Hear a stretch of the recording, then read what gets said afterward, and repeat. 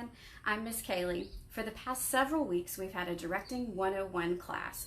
I think it was 7 weeks long, and we talked about all different aspects of directing, and it was definitely on a higher level, meant for high school, college students, and adults that really want to direct soon. What I want to do now is do a series of classes that I'm going to call pre-directing, and this is going to be meant for ages 10 probably through about 17. Now, the information is going to be beneficial for anyone who is interested in potentially directing or just wants to know a little bit more about theater and how it works.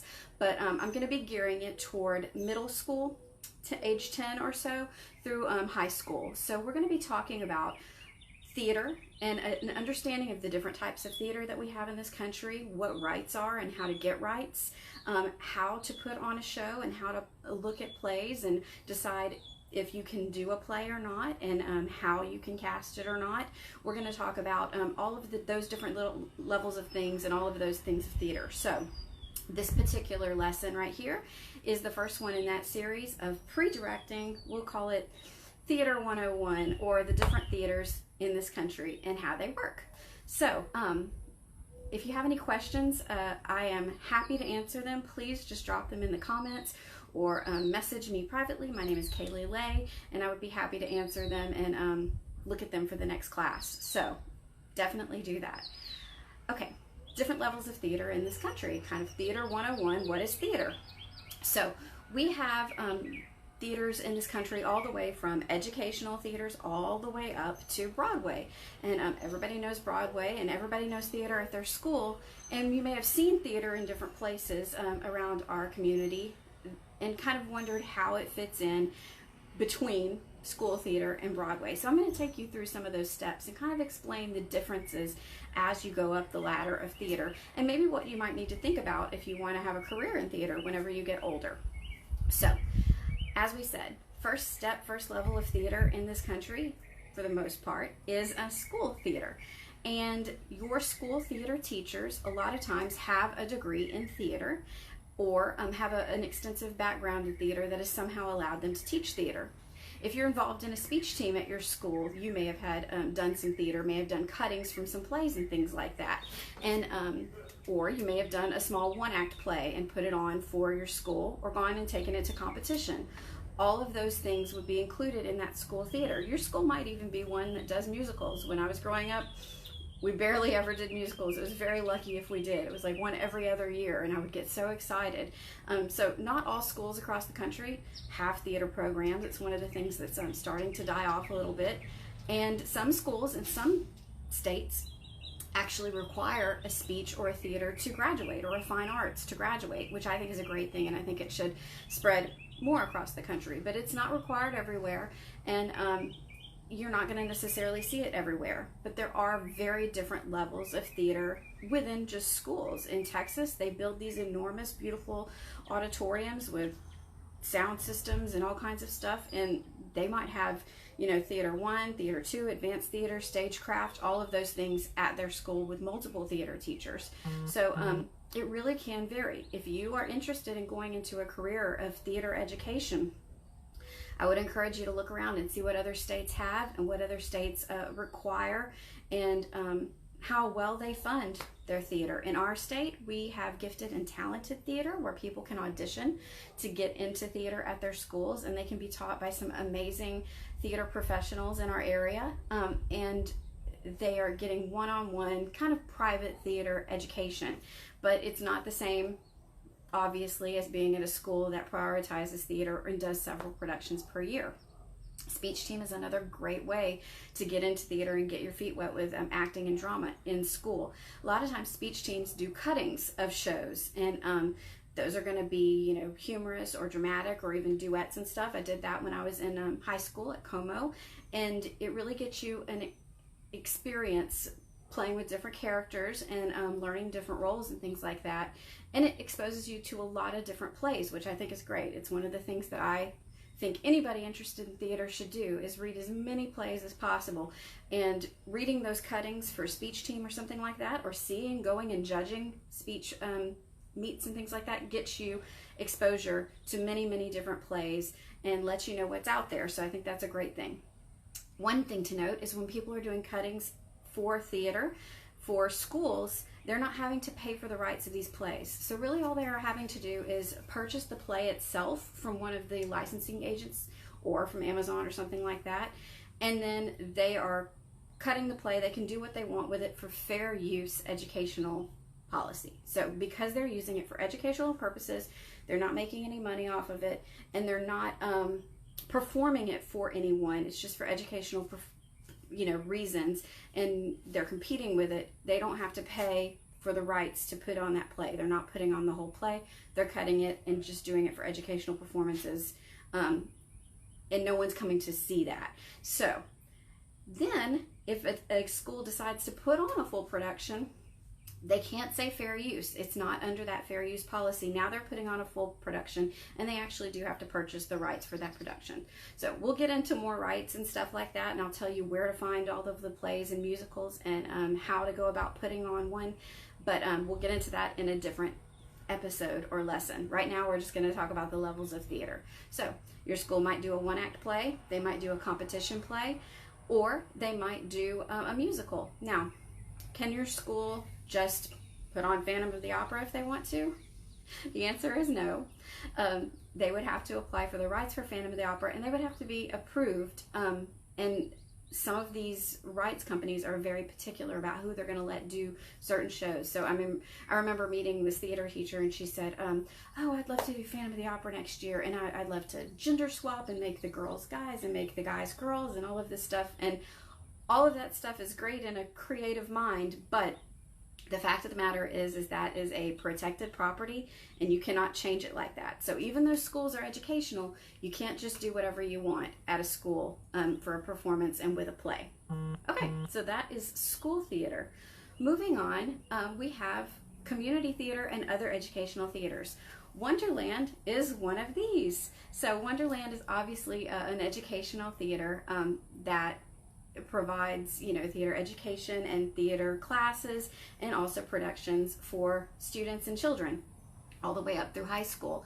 And we're seeing more and more of this pop up around the country, and I'm so excited. I can tell you, if I had been a kid and there had been companies like this when I was little that I could have gone and done shows, I would have been so excited and done every single show possible. So you're very lucky that Wonderland exists. We are very lucky that Wonderland exists, and it's absolutely a great thing.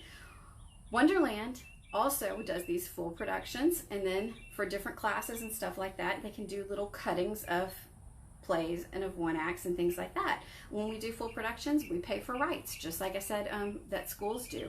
And people who start companies like Wonderland, like Miss Allison, have a very extensive background in theater. They went to college for it. A lot of them got master's degrees for it, and they know a lot about theater and how it works.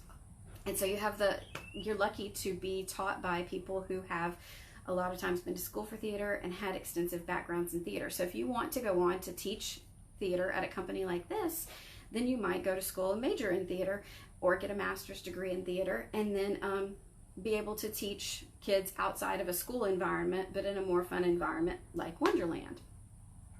The next level of theater would be other community theaters, but for adults. So less on the education side, like Wonderland, and more on people who are doing theater for fun because they're fun adults and they want to get up and perform. In our community, we have Iberia Performing Arts League in New Iberia. We have Cité des Arts in downtown Lafayette. There's Acting Up, which I believe is a Shakespeare company. There is Lauren O'Reilly, which is a company that does great small plays.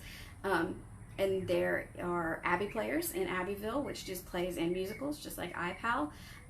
We have a very robust community theater scene in this area, and pretty much all you have to do to be involved in any of these shows is to go and audition and volunteer your time.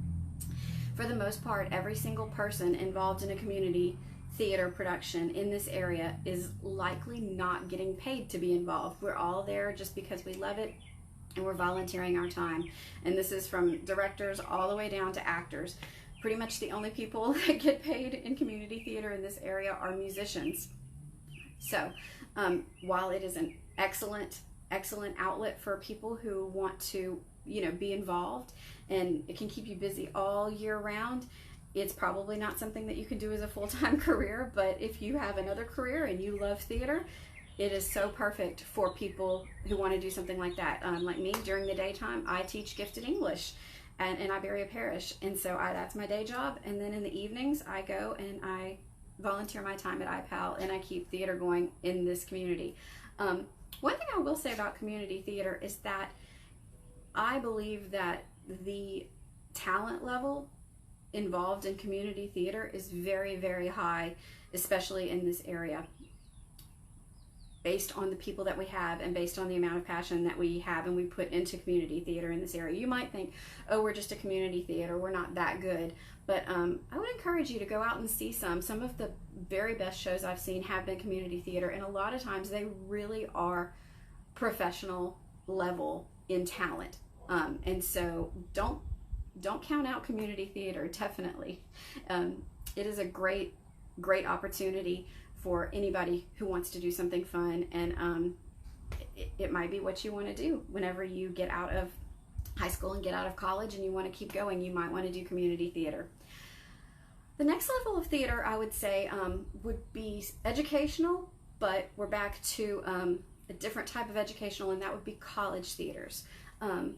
Now, a college theater department is usually headed up by somebody with at least a master's degree. In theater, the very highest performing master's degree that you can get is not a PhD, because a PhD is something that involves like studying and research, and obviously performance is not studying and research. So the very highest degree that you can get in theater to teach in college, if you're not teaching theater history, is an MFA. An MFA is a Master's of Fine Arts, which is a 3-year program as opposed to just a 2-year program with an MA, and it means that you have reached the pinnacle of understanding of theater in your particular profession. So you can get an MFA in directing or in acting. Like I said, a PhD, most people think of that as the highest level in most professions, but in theater it's not. The only thing that you can get a PhD in theater is like theater philosophy, theater history, those things where you could go and research and like have to write a dissertation, and it would be definitely more, I'm gonna say book-based, but anything that's performance-based, the highest level you're going to be able to get is an MFA. So if you get an MFA in theater, you can teach on a college level. An MA is only a 2-year program, and in some colleges it's enough to teach, and in some it's not. So it just depends. So if you want the highest level of theater degree, I would encourage you to go to an MFA program. And not all states have MFAs. I think the only one in Louisiana is at Baton Rouge at LSU. So they have them all over the country, MFAs in musical theater, in directing, in acting, in stagecraft and things like that. So it's definitely something to look into if you're interested in doing that. And if you'd like to teach theater on a college level, which would allow you to put on a different type of show, obviously, than if you were doing a high school production or even a community theater production.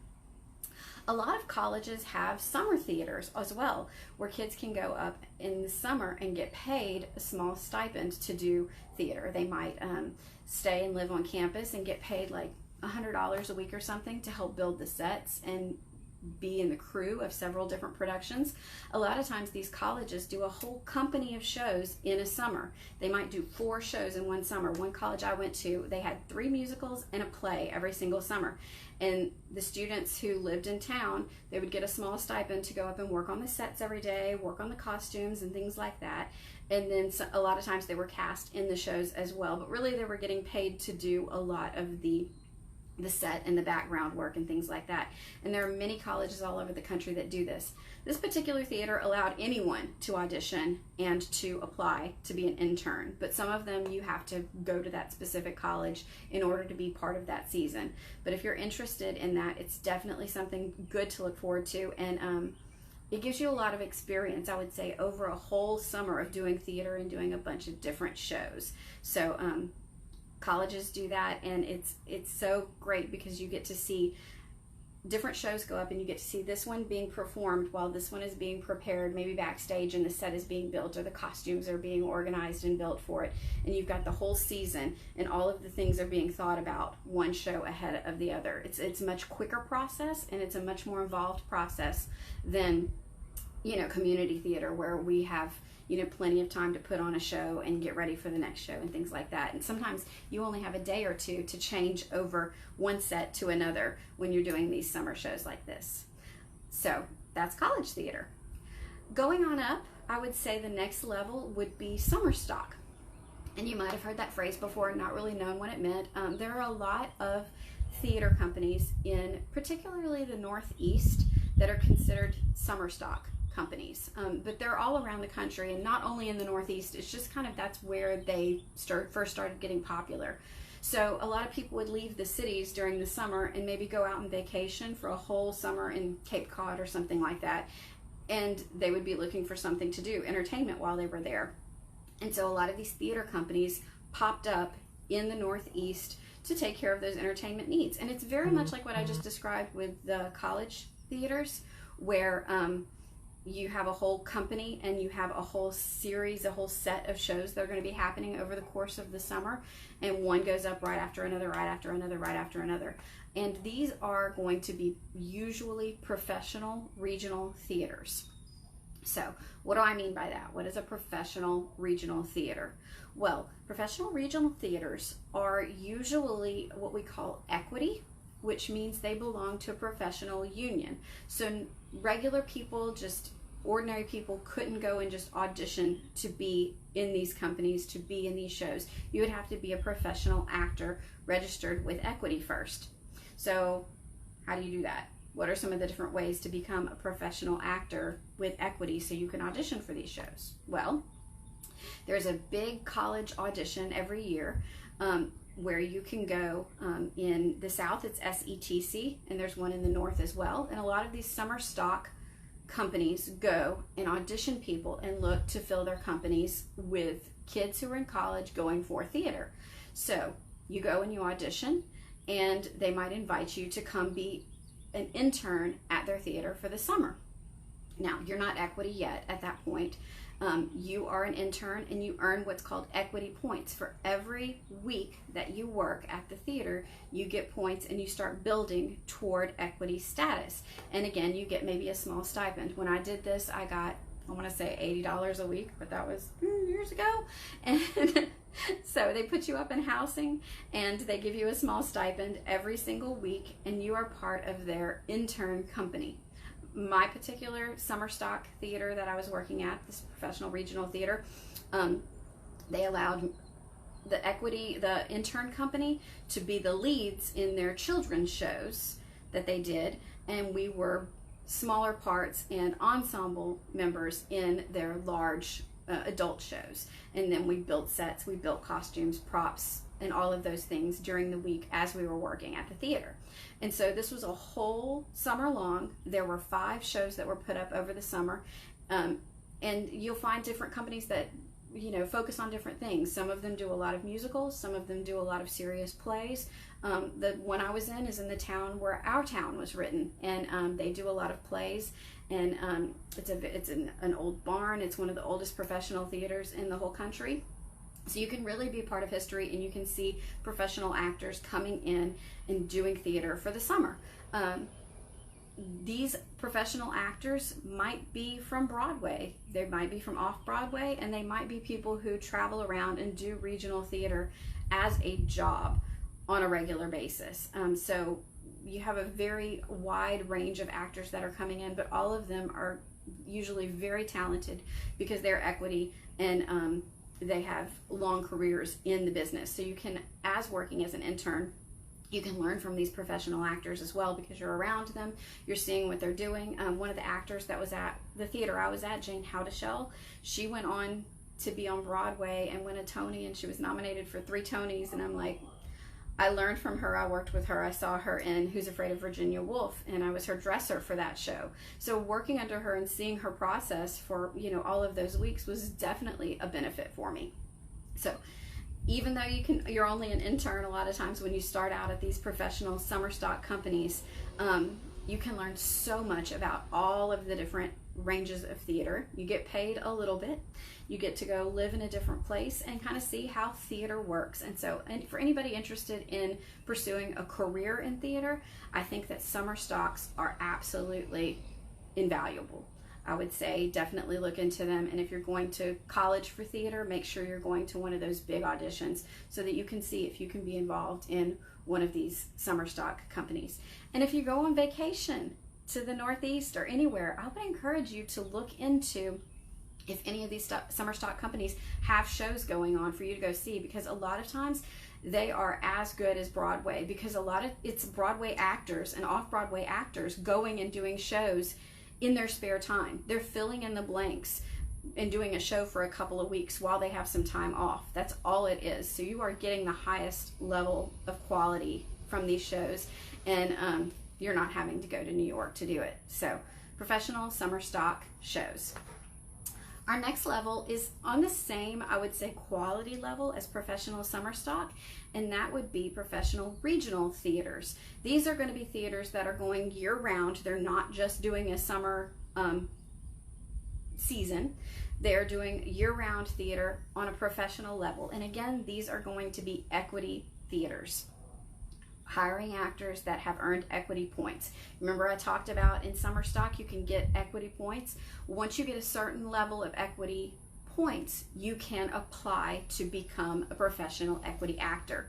The other way to become a professional equity actor is to be so good at an audition that is open to the public that they decide they want to immediately move you up to equity status and make you an equity actor. They sponsor you and you become equity. But at that point, you cannot go back to community theater because you're equity. So making that jump into professional theater is something that should be taken really seriously, and you should know that you're going to be able to work consistently in professional theater if you decide to take that step. So professional regional theaters. We have some around here, but you may not know about them. There are some in New Orleans. One of my favorites in the area is Theater Under the Stars in Houston, as well as the Alley Theater in Houston. These are professional theaters. They only hire professional equity actors, and they do productions that are every bit the caliber of Broadway. They even do them in the Theater Under the Stars, even does their productions in the actual space that the traveling Broadway shows in Houston go to. And last year they did Ragtime, they did Once on This Island, they did Spring Awakening, and if you go see one of these shows in Houston, I guarantee you it is going to be the same quality level of something that you would see on Broadway, and you can do it, you know, just a few hours from your hometown. These theaters are so amazing.